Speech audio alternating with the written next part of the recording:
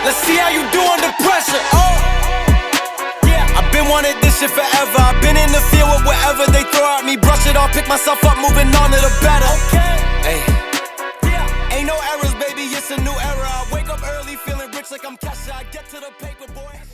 Welcome back, everybody. Jaysin Static with another episode of the interview series. I am Jaysin Static. You, sir, are Chris Exodus, the Dragonfly. The Dragonfly, Chris Exodus. We're back for episode number 2 of the Chris Exodus series. Yes.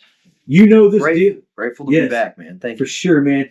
Now, it's been a week or two since we last talked. Yeah, it's been because we had some issues that we couldn't put out. Weather, all kinds of stuff. Yeah, we couldn't do another episode, so we had to wait a couple of weeks because he had a debut, and we ended up talking about the debut.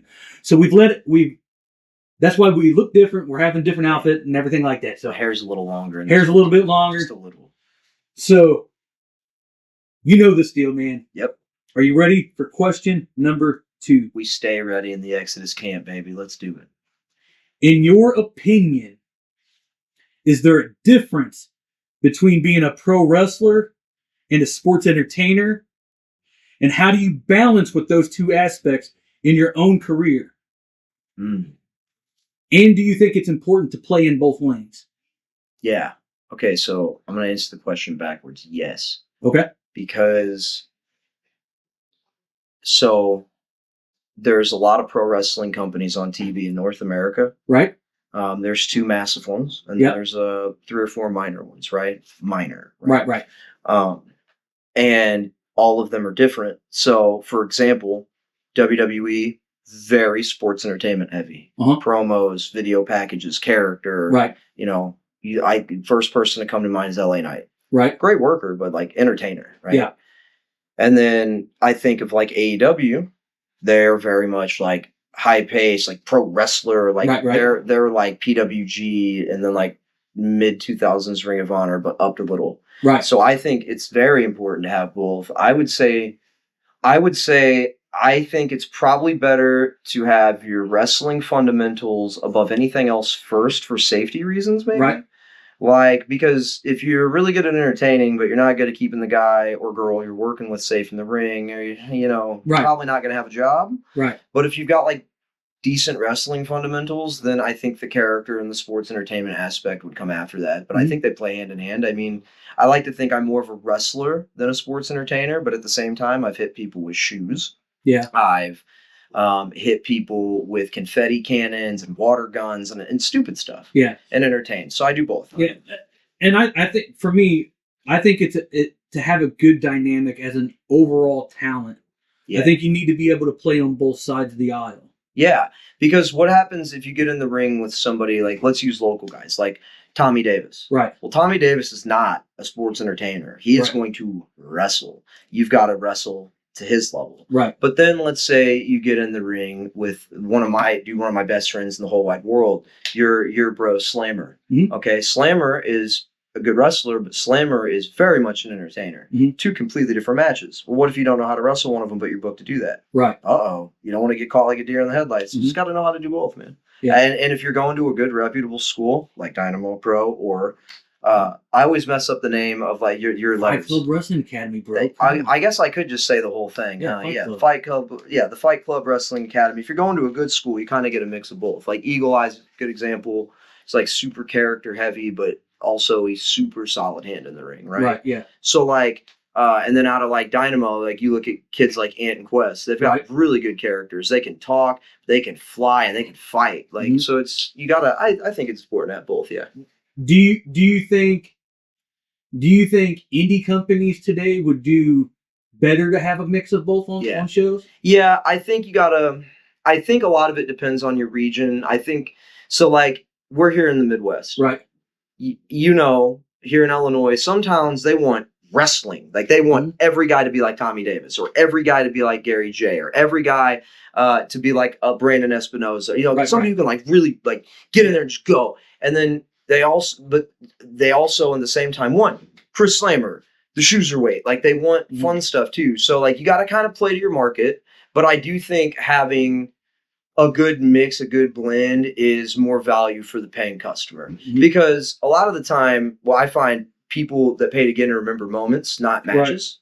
So, like, if you have a lot of really good wrestling matches and no moments, well, you have a lot of good wrestling matches. But if you have both, people are going to remember, man, these guys can wrestle, and dude, they can, like, we remember this, like, and the segment, and, like, they know. Yeah. And so, like, I think it's important to have both. But I also think playing to your market is the smartest thing as a promoter. Yeah.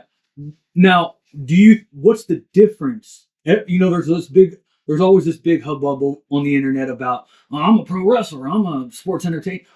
For you, and in my mind, wrestling is subjective depending on who the person 100%. It's all valid. What my opinion of a sports entertainer and a pro wrestler is going to be different than you. Sure. What is your definite? Is there a difference, a clear, definitive difference between, for you, a pro wrestler and a sports entertainer? Yeah. As bad as it sounds, I think the transitions are the biggest thing for me. Like, I see a lot of guys who are more sports entertainment based, and they do a really similar formula where they follow the same steps that they know are going to kind of for sure get the crowd. Whereas a lot of, like, the more, like, mat based, like the wrestlers, the wrestling side of it, you're going to see a lot of them take a lot more risks with their styles. So you're going to see more combinations, more sequences, more work rate, I guess is maybe the word I'm looking for. And this isn't to insult either side, because again, both of them are super important. Right. I didn't mean, sorry, that was gross. They're super important and they're super valid. And I think that they have, both have a place. I think comedy wrestling has a place. So, like, in my opinion, I think the biggest for me, when I see a sports entertainment wrestler or just like a wrestler's wrestler, it's the transitions. Are these guys like transitioning out of a move to go to another crowd spot? Or are they transitioning to fight for control of something? Right. That's how I typically, because like you see somebody like Ric Flair. Yeah. You could say he's like a larger than life character now. But when back in the day, he was character, but he was a machine that could wrestle for 60 minutes in transition. Right. Whereas a guy like Hogan was a massive superstar character. And in Japan he could go, but like in reality, Hogan was limited, and that's, he was limited to the WWF style, and that's okay because both of them drew money. Both of them are excellent at what they did. Right. So and they're both, obviously Hall of Famers. So it's like, yeah. Now, do you think it would be good because everybody knows the stereotypical stuff that indie guys get labeled, they can't work, they can't do this, the stereotypical nonsense that we hear all the time. Do you think it would be good for sometimes something that I see is, and I see it all over, it's not just here in the local area, but all over, is sometimes indie guys, they'll just go boom, boom, boom, boom, boom, from spot to spot to spot, and they don't ever take those small little moments. Yeah. And I think that's what you're talking about, those transitions. Yes. Is those small little moments. And sometimes, it's no offense, not knocking anybody, but like sometimes the crowd, you might be a really damn good wrestler. Yeah, but they don't want to see that. But they don't want to see that right at the moment. So I think they want you to grab them. And I see it worldwide between indie wrestlers, hell, even on some of the major wrestling shows. Yeah. You see it, and it's just like, I notice too a lot of the time, I don't like to cut you off, I apologize. No, you're fine. I do notice a lot of the time too, when you go somewhere like where the television product is like the main thing, you're not told directly to ignore the crowd, but you're pretty much told that, like, have the match. Focus on the time, focus on what you're doing in the match. Don't focus on the crowd and TV land. I think if you're training with a lot of people that wrestle on TV, maybe that kind of rubs off, and it shouldn't. And I've made that observation just on my own here in St. Louis, and I'm nobody, so like maybe I don't know what I'm talking about, but it does seem like the guys, like the training schools where the guys are more used to like indie wrestling, like they work the crowd more. But the guys who get trained by a lot of guys that like work TV a lot, they don't work the crowd as much. I think there's I think that lines up for a reason. Do you think there's a disconnect on that though? Yeah, I think it's not intentional, and it's not because the TV guys don't know how to work, obviously, or they wouldn't be on TV. Right. It's because, like, for speaking from example, like when I went to OVW, I wasn't told to ignore the in-house crowd. Right. But I was also told the hard cam, the moving cam, and all of that is the thing. Right. So like, I didn't play to the crowd, and at no point was that like that wasn't in like a hey, you should do this. Like they said, I had good energy, Mhm. and it was good that I played to the hard cam the way I did. Right. So now imagine I do that for 15 years. I'm very used to TV. Now I'm training kids. Right. Well, maybe I'm forgetting like, oh yeah, in this indie area, like where we're at today, Mhm. these people are going to want you to grab them. They're not going to probably want you to do 7 sequences to a German suplex, maybe to a north. You know what I'm saying? Like, Yeah. Can you still grab them though? yeah, you can, but Even- it's harder to do it when you're just wrestling. Right. It's harder to do it when you're rather than like you said in those transitions, finding a spot at them to grab the crowd, reach for the sympathy, do something. Right. I think that's forgotten. And again, I'm nobody, so maybe I'm wrong, but that's just what I've noticed. Like sitting back, watching. I've trained at a lot of schools. I've wrestled for a few places that do TV, OVW obviously Right. being the main one, but I've only done a dark. Congratulations, Bob. Thank you. I only did a dark match, and the guy I wrestled, Danny Astro, is incredible. Yeah. Everybody should look him up. We'll be looking forward to that Yeah, match. he's great. He's great. And they like it was basically a hey, like we're training you for TV, like this is what to do. And so like in a way, I guess like there's a school at OVW, for example. Yeah. I'm sure they're probably teaching those kids to work the crowd there, but like on a smaller scale school, maybe they're not thinking about it as much because they're thinking about the production and the presentation more than they're thinking about the live house. And that can, I mean, I don't know, maybe not. I think playing to the crowd, you can do it subtly. So like if you're working your match and you're getting into the spot and the crowd's kind of dead, they're not doing anything. In my head, you're like, maybe you don't have to play into the crowd, but switch something up. Be like, hey guys, hey, but like I mean, you're working and be like, hey Chris, they're dead. They're not doing anything. We got to either get them with us or take it home. We got to switch it up. Yeah, and I think that's a dynamic that indie guys lose. Yeah, well, because you get comfortable. A lot of guys don't know how to walk and talk. Right. That's something I think, and you can't really teach it at school. So you can, but what I've found, at least in the last 11 years, is like when I'm walking and talking at the school, like in a match, it's one thing. Yeah, when you're out in front of the crowd, you can react to what they want you to do. And like, yeah, the guys at the school are like, yeah, excellent. It's like, but it's simulated. It's not real.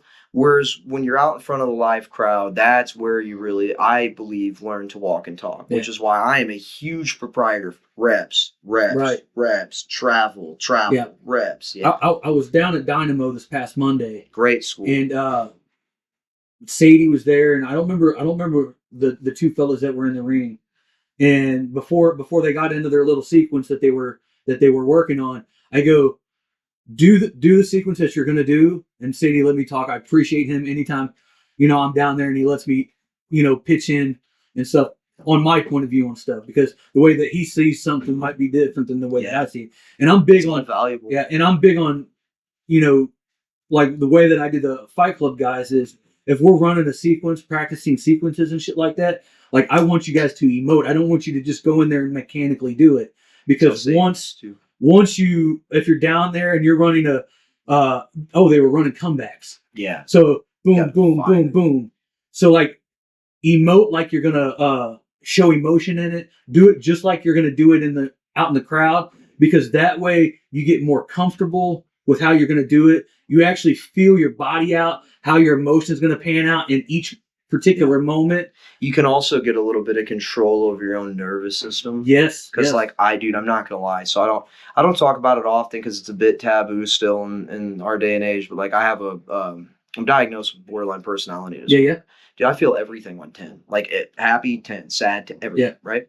Dude, I'm not gonna lie to you. Sometimes I get so wound up, like in the ring from the adrenaline and like the crowd's like, you have to like train like that almost like at full volume so you can like control it, because dude, your body will start shaking, your hands will be sweating, like you can't control it, like so you have to be in some kind of control. Like, I know where I'm at. It's very similar to like jiu-jitsu and kickboxing, boxing and stuff like that. Like they might pull, but when you're going in there and practicing, dude, and sparring, you're going full board. And it's kind of scary sometimes too, especially when like you're sparring or rolling with somebody who is like just a weapon. Yeah. Like you only have yourself. And wrestling's like that too. I think the biggest thing that sucks about pro wrestling versus like when I've had kickboxing fights is in kickboxing fights, I don't have to pay attention to the crowd. I can really zero in on the guy. Dude, wrestling, you got to do so much multitasking. But I love it, man. It's my favorite sport. Man. That's why I'm still doing it. And I don't kickbox competitively anymore. I just train. Hell yeah, man. I think we've talked about this in depth, and I think it was a really good episode. Thanks for having me. And anything to promote upcoming matches, upcoming shows, so websites, anything like that? You can follow me on all my social medias at True Exodus 7, Chris Exodus on Facebook though, because that would be weird to have that on Facebook. As far as I know, man, I'm pretty much booked all summer to do a bunch of stuff. You can catch me on Paradox, NWA Texas, a little bit this summer. Okay. I'm hopefully going to be doing some of the OVW road shows and house shows and stuff coming up. I'm going to try to be getting on the TV show, of course, too. Always trying to do that, but that just started. So I've got some time to put in, obviously, and I'm not rushing, man. I'm loving the experience. Sure, so I'm really just not taking over, but really taking my time in the Midwest, having fun, traveling outside of it a little bit. And I will put this out here right now just to keep myself accountable. I'm going to be 29 in May. And I made a promise to myself that before I was 35, I will wrestle in Japan. I just turned 43, bro. Go for it. And I'm telling you, and I want to put it out here now first to the world, dude, before Chris Exodus turns 35, I will wrestle in Japan. You got the talent, bro. You just gotta hammer it home. You know what, man? That, and I've got a lot of people that like believe in me and support me. Sure. And I've got a lot of friends like you who have really made me feel like I can do something. Yeah. So but we're going to run this out just like we always do. Yeah, you know how it is. Jaysin Static across all social media, Facebook, Instagram, YouTube. Check me out. Fight Club Wrestling Academy, since Christian forgot how to... Fight Club Wrestling Academy. Fight Club Wrestling Academy. On Facebook, YouTube, that's where we're at. Tell me if you like this discussion that me and Chris Exodus had. And last but not least, if you don't remember, I have something coming up. Merchandise of a sort. I can't tell you the name of it. I can't even tell you where I'm going to drop it. All I can tell you is it's for the culture of pro wrestling. I'm excited. Because I'm all about the culture of pro wrestling. Not enough people talking about the culture, the love, the history, and the passion of pro wrestling. And that's why we are here on the interview series with Chris Exodus. Damn right.